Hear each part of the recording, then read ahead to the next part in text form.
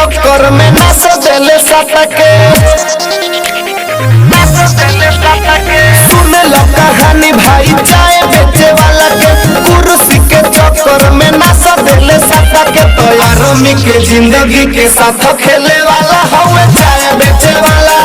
40 साल के नौकरी के 4 साल गड़े वाला हवे चाय बेचे वाला नया नया नियम से नाच गड़े वाला हवे चाय बेचे वाला। कलिंग स्टूडियो मुसेपुर छपरा।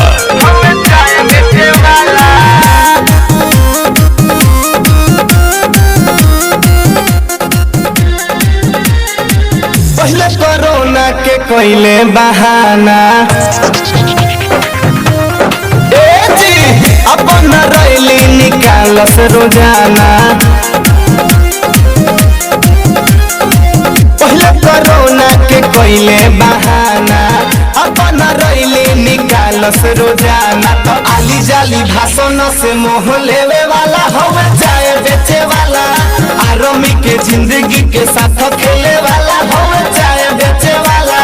नया नया नियम से नाच देवे वाला हवे चाय बेचे वाला।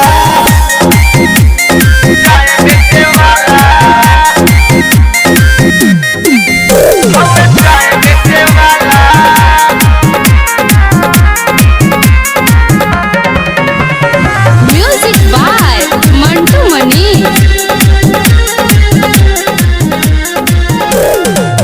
अभी बहुत बात इनकर कहानी कुर्सी पर बैठी करेले मन मानी सुना ना अभी बहुत बात इनकर कहानी कुर्सी पर बैठी करेले मन मानी तो जय राम जखमी के साथ ना सोहाला हई चाय बेचे वाला आरामी के जिंदगी के साथ खेले वाला हवे चाय बेचे वाला 40 साल के नौकरी के 4 साल गड़े वाला हई चाय बेचे वाला।